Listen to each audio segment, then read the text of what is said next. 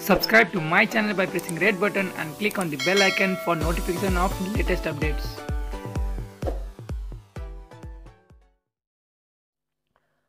प्रधानमन्त्री केपी शर्मा ओलीले अप्ठ्यारो परिस्थितिको मौका छोपेर अस्थिरताका प्रयास गरिनु दुःखद भएको बताएका छन्। शुक्रबार अन्तर्राष्ट्रिय श्रमिक दिवसका अवसरमा शुभकामना दिँदै प्रधानमन्त्री ओलीले नेकपाभित्र आफूलाई प्रधानमन्त्रीबाट हटाउन भइरहेको प्रयासप्रति सङ्केत गर्दै यस्तो अभिव्यक्ति दिएका हुन्। नेपालमा केही सञ्चार माध्यम र सामाजिक सञ्जालमा पनि स्थिरता, स्थायित्व र विकासका विरुद्ध देशलाई अस्थिरतातर्फ धकेल्ने प्रकृतिका प्रयासको समाचार सम्प्रेषण र चर्चा भइरहेको देखिन्छ। ओलीले भनेका छन्, एकातिर सम्पूर्ण नेपाली जनता र सिङ्गै विश्व कोरोना महामारी विरुद्ध लडिरहेको अवस्था छ, अर्कोतिर यही अप्ठ्यारो परिस्थितिलाई मौका छोपेर अस्थिरताका त्यस्ता प्रयास गरिनु दुःखद कुरा हो।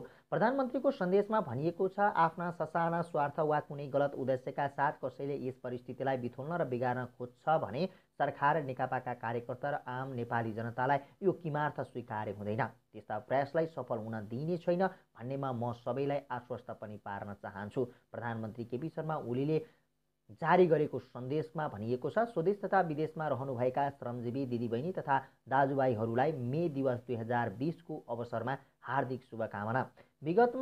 विगतका 131 वर्षदेखि औपचारिक रूपमा मे 1 का दिन संसारभरिका श्रमिकहरूले अन्तर्राष्ट्रिय श्रमिक दिवस मनाउँदै आएका छन्। यो दिन काम गर्नेमाथि काम लगाउनेहरूबाट भएको ज्यादतीलाई अन्त्य गर्न ट्रेड युनियनहरूले सुरु गरेको आन्दोलनको स्मरण मनाउन थालिएको हो। श्रमिकहरूको काम, मनोरञ्जन र आराम बीच सन्तुलन कायम गर्ने मन स्थापित गरिएको दिनका रूपमा यस दिवसलाई स्मरण गर्ने गरिन्छ। नेपालको श्रम आन्दोलनले यस दिवसलाई श्रमिकहरूको सम्मानित, समृद्ध र सृजनशील जीवनको लागि भएका सबै आन्दोलनहरूको स्मरण गराउँदै मनाउँदै आएको छ। पछिल्ला केही वर्ष यता हामीले यस दिवसलाई नेपाली श्रमिकहरूको एकता र उपलब्धिको उत्सवका रूपमा पनि मनाउँदै आएका छौँ। हरेक वर्ष श्रमको संसारमा भएका उपलब्धिहरूको चर्चा गर्ने र गर्ने बाँकी कामहरूलाई पुरा गर्न अठोट गर्ने दिनका रूपमा मे 1 लाई लिँदै आएका छौँ। तर यस वर्षको मे दिवस हामीहरू भिन्न रूपमा मनाउँदैछौँ। कोरोना भाइरसको महामारीका कारण हाम्रो श्रमको संसार अहिले लकडाउनमा छ। मैले पहिले पनि भनेको छु, अहिले यति बेला विश्वभरिका कोरोना प्रभावित 210 मुलुकमा जस्तै हाम्रो देशको पनि उत्पादन प्रणालीको कडी टुटेको छ। हाम्रा सृजनशील हातहरू यतिखेर लकडाउनमा छन्। हाम्रो श्रमको प्रतीक्षामा रहेका उत्पादनका साधनहरू पनि लकडाउनमा रहेका छन्। प्रधानमन्त्रीले जारी गरेको शुभकामना सन्देशमा भनिएको छ, अहिले लकडाउन विश्वव्यापी हो र यो बाध्यकारी रहेको छ। कोरोना भाइरसका कारणले यसलाई स्वीकार्नु परेको बाध्यता हाम्रो अगाडि छ। यसले निर्माण, रोजगारी र उत्पादनमा परेको प्रतिकूल प्रभावको अवस्थाले श्रमजीवी वर्गको बुझाइ जस्तै श्रम र उत्पादनको सम्बन्ध एवं त्यसको महत्त्वलाई सबै वर्गले गम्भीरताका साथ बुझ्ने नयाँ परिस्थिति पनि निर्माण भएको छ। श्रम आधारभूत कुरा हो र जीवन प्रमुख कुरा हो। श्रम बिनाको पुँजी र प्रवृत्ति पनि अर्थहीन हुन्छ भन्ने आजको यथार्थले स्पष्ट पारेको छ। उद्योग व्यवसाय बन्द हुँदा आम्दानी घटेका, स्वदेशमा कार्यरत सबै प्रकृतिका श्रमिकहरूका कष्टहरू, जीवनप्रति म अत्यन्तै दुखी छु। एक दशकको हिंसात्मक द्वन्द्वका कारण गाउँको रोजगारी खोसिँदा सहर बजार पसेका तर सहर बजारले रोजगारी दिन नसक्दा प्रदेश भाँसिएका लाखौँ नेपाली युवा श्रमिकहरू विभिन्न मुलुकमा कार्यरत छन्। युवाहरू विदेशिनी र अन्य विभिन्न बाध्यकारी परिस्थिति तथा प्रवृत्ति पनि छन् र अहिले कोरोना भाइरसको महामारीका कारण न कार्यरत मुलुकमा रम्न सकिने न त स्वदेश फर्किन सकिने चेपुवामा श्रमिकहरू परिरहेका छन्। यसबाट सिर्जना भएको पीडाप्रति म जानकार तथा संवेदनशील छु। यस अप्ठ्यारो घडीमा स्वदेश तथा विदेशमा रहनुभएका सम्पूर्ण श्रमजीवी नेपाली दिदीबहिनी तथा दाजुभाइहरूमा हार्दिक एकबद्धता जाहेर गर्दछु। दिदीबहिनी तथा दाजुभाइहरू, विगत 2 वर्षदेखि हाम्रो अर्थतन्त्रले तीव्र विकासको लय समातेको थियो। सरकारको संविधानमा उद्योग तथा श्रमिक दुवै पक्षबीच उच्च समझदारी कायम गरेको थियो। त्यही समझदारीका कारण श्रमिकको न्यूनतम पारिश्रमिक इतिहासमै उच्च अर्थात् 39% वृद्धि भएको थियो। नियमित जस्तो औद्योगिक द्वन्द्वको पीडा झेलिरहेको नेपाली श्रमिकले दुनियाँमा हडताल र तालाबन्दी सबैले बिर्सिसकेको नमिठो सपना जस्तो भइसकेको थियो। हाम्रो आर्थिक वृद्धि दर दोहोरो अङ्कको लक्ष्य हासिल गर्नेतर्फ लम्किएको थियो। सरकारले श्रम क्षेत्रमा पहिलो वर्षको तुलनामा दोस्रो वर्ष झन्डै दोब्बर बजेट वृद्धि गरेको थियो। 10 जनशक्ति निर्माण, रोजगारी सृजना, सामाजिक सुरक्षा र सुरक्षण तथा सुलभ वैदेशिक रोजगारीका 4 लक्षणमा आधारित विभिन्न कार्यक्रमहरू श्रम, रोजगार तथा सामाजिक सुरक्षा मन्त्रालय मार्फत सञ्चालनमा आएका थिए। यी 2 वर्षको अवधिमा प्रधानमन्त्री रोजगार कार्यक्रम मार्फत 22 लाख श्रम दिन बराबरको रोजगारी सृजना गरिएको थियो। श्रमिकको पारिश्रमिक बैंक मार्फत भुक्तानी गर्ने र काम गर्दाको समय वा सेवानिवृत्त भएपछिको जीवनलाई सुरक्षित गर्न योगदानमा आधारित सामाजिक सुरक्षाको सुरुवात गरियो। 1 वर्षमा कम्तीमा 100 दिन बराबरको रोजगारीको प्रत्याभूति अर्थात् ग्यारेन्टी गरियो। विभिन्न मुलुकसँग श्रम सम्झौता गर्ने र प्रवृत्तिसँग आधारित सरल श्रम सम्बन्धी सेवाहरू थालियो। बेरोजगार लक्षित सेव विकास र उद्यमशीलता प्रबन्धन कार्यक्रम सञ्चालन गरियो। उच्च शिक्षा हासिल गरेका युवाहरूको लागि शैक्षिक प्रमाणपत्र धित्रोमा राखेर 5% ब्याज अनुदानमा 7 लाखसम्म ऋण उपलब्ध गराउन थालिएको थियो। तर यस मे दिवसको सङ्घारमा आज हामी कोरोना महामारीको विरुद्धको युद्धमा होमिएका छौँ। तत्कालको लागि हाम्रो प्रयास यस महामारीले सिर्जना गरेको समस्या सामना गर्नेतर्फ केन्द्रित छ। यतिखेर सरकार कोरोना सङ्क्रमणको रोकथाम, पहिचान, परीक्षण र उपचारमा लागि परेको छ। यसमा कमी नआओस् भनेर नै महामारी विरुद्धको यस युद्धको अग्र मोर्चामा रहनुभएका सबैका लागि 25 लाख रकम बराबरको बिमा गरिएको छ। व्यक्तिगत सुरक्षा उपकरणको व्यवस्थाका साथै उनीहरूको भत्ता 100% थप गरिएको छ। लकडाउनको अवधिको पारिश्रमिक कायम गर्न र महिला स्वास्थ्य स्वयंसेविकाहरूलाई एकमुष्ट 1500 रुपियाँ थप भत्ताको व्यवस्था गरिएको छ। सामाजिक सुरक्षा कोषमा आबद्ध सम्पूर्ण श्रमिकहरूको आयमा कमी नआओस् भनेर नै प्रत्येक श्रमिकको योगदान बराबरको रकम सरकारले नै कोषमा जम्मा गरिदिएको छ। सामाजिक सुरक्षा कोष योगदान गर्न लाग्ने दोहोरो करको व्यवस्था हटाइएको छ। विद्युतको उपभोगमा सहुलियतको व्यवस्था गरी सुलभ मोलमा इन्डक्सन चुलोको व्यवस्था पनि गरिएको छ। दैनिक गर्ने कामबाट जीवन धानिरहेकाहरूलाई भोकै मर्न नदिन नेपालमा कोही भोकै मर्दैन, कोही भोकले मर्दैन भन्ने सरकारको नीति अन्तर्गत स्थानीय तह, प्रदेश तथा केन्द्रीय प्रशासनको संयोजकमा राहतको व्यवस्था गरिएको छ। श्रमजीवी दाजुभाइ तथा दिदीबहिनीहरू, म ठान्दछु श्रमजीवी वर्ग भनेको मुख दुःख गर्न सक्ने तर सुखको सपना देख्ने वर्ग हो, परिवर्तनको स्वभाव हो र सबै आत्तिएको बेला ढाडस दिन सक्ने अनि आफै अघि सरेर समस्याको समाधान सामना गर्न सक्ने वर्ग श्रमजीवी वर्ग हो। कोरोना भाइरसको महामारीका विरुद्ध अग्रपन्थीमा रहेर जुधिरहेका चिकित्सक, स्वास्थ्यकर्मी, सुरक्षाकर्मी र सरसफाइ लगायतका सेवामा क्रियाशील श्रमजीवीहरू यसका उदाहरणहरू हुन्, जसको अथक परिश्रमले कोरोना भाइरस विरुद्धको लडाइँमा विश्व स्तरमा उल्लेख्य गर्न लायक सफलता हाम्रो मुलुकले प्राप्त गरेको छ। हालसम्म यो महामारी समुदाय स्तरमा फैलिनबाट रोकिनु र कुनै पनि मानवीय क्षति नभएको गर्विलो रेकर्ड कायम रहनु सन्तोषको विषय हो। आफैलाई जोखिममा पारी अरूको जीवन रक्षामा संलग्न उहाँहरू सबैको म उच्च प्रशंसा गर्न चाहन्छु। मलाई थाहा छ अवधिको हिसाबले यस वर्ष श्रमिकहरूको न्यूनतम पारिश्रमिक पुनरावलोकन गर्नुपर्ने वर्ष हो, तर तपाईँ हामी सबैलाई थाहा छ अहिले परिस्थितिले हामीलाई साथ दिइरहेको छैन।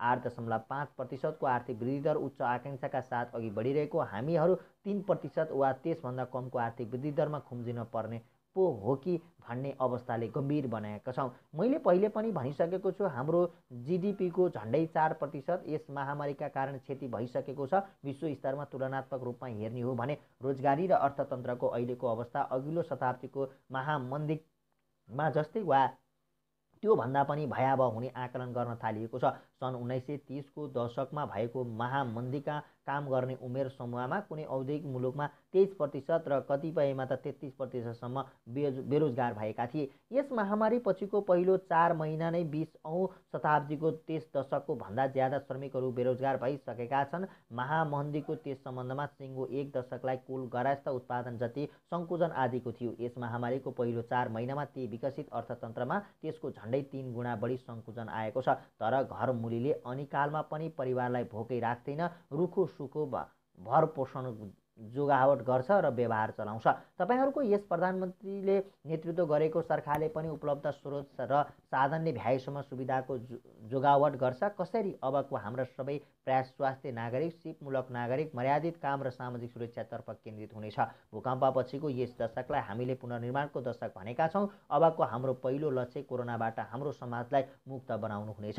यसभन्दा अघिल्लो सम्बोधनहरूमा पनि मैले चर्चा गरेको थिएँ, यस महामारीले जनस्वास्थ्यको क्षेत्रमा हाम्रो अभिगत उदाङ्गो पारिदिएको छ। जसरी 20औं शताब्दीको महामन्दीले पुँजीवादी प्रणालीको चरित्र नै फेर्ने गरी अर्थव्यवस्थामा कल्याणकारी आयाम थप्न विकसित मुलुकलाई बाध्य पार्यो, यस महामारीले हामीलाई स्वास्थ्य संरचनामा थप लगानी गर्न प्रेरित गरेको छ। हाम्रो संविधानले ग्यारेन्टी गरेझैँ स्वास्थ्य नागरिक निर्माण गर्न स्वास्थ्य बिमा सहितको जनस्वास्थ्यमा र सिपयुक्त नागरिक निर्माणको लागि शिक्षामा लगानी वृद्धि गरिनेछ। आजको लागि स्वास्थ्य, भोलिका लागि शिक्षा अबको हाम्रो दिशा हुनेछ। यस महामारीको प्रस्तावले आत्मनिर्भर र अर्थतन्त्र महत्त्वलाई पनि अझ बढी पार्ने देखिन्छ।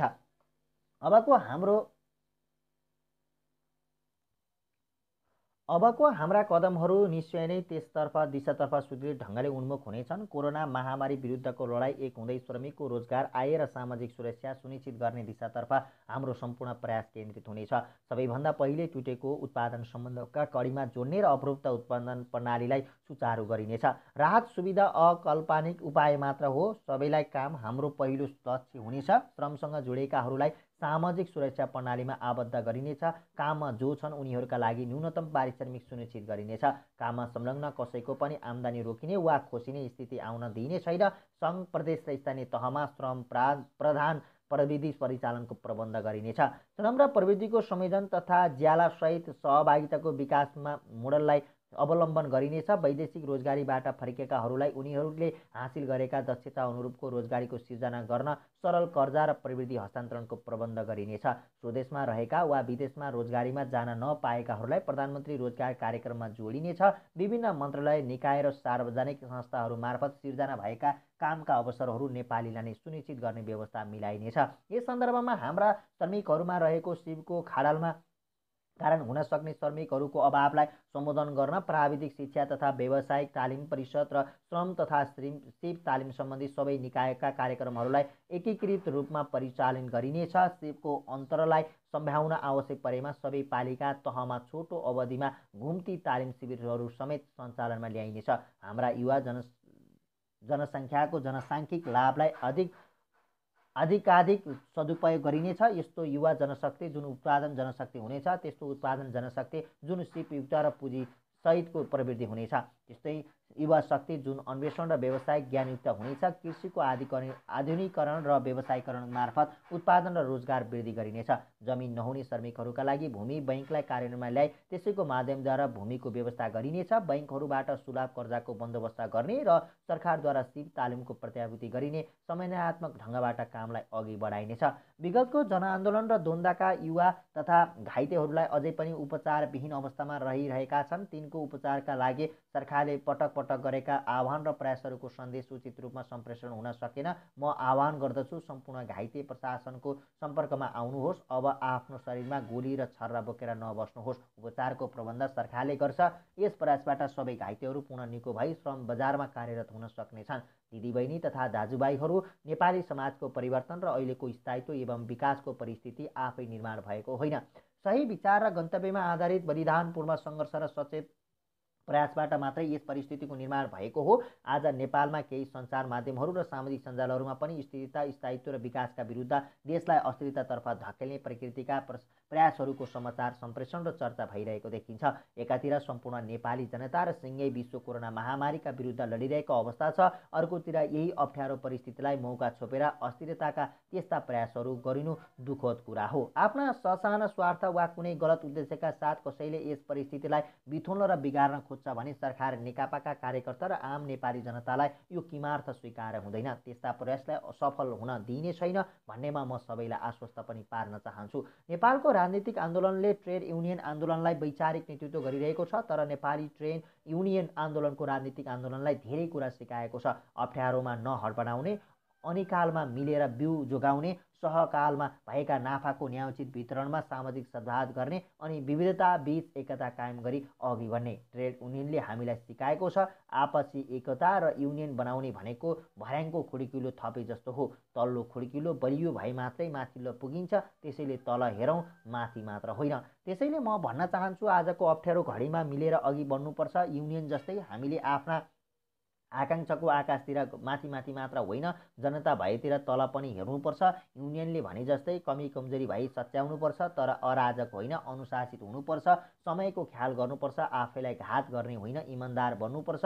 युनियनले भने जस्तै यस प्रसङ्गमा नेपालका मान्यता प्राप्त ट्रेड युनियनहरूको निर्माण गरेको उनीहरूको साझा संस्था GTUCC-लाई म स्मरण गर्न चाहन्छु र यसको छाताभित्र समेटिएका सबै ट्रेड युनियनहरू, तिनमा आबद्ध श्रमिकहरू र सम्पूर्ण श्रमजीवी जनसमुदायहरूलाई यस वर्षको मे दिवसको अवसरमा म हार्दिक मङ्गलमय शुभकामना व्यक्त गर्दछु। प्रधानमन्त्री केपी शर्मा ओलीले जारी गरेको शुभकामना सन्देशमा उल्लेख गरिएको छ।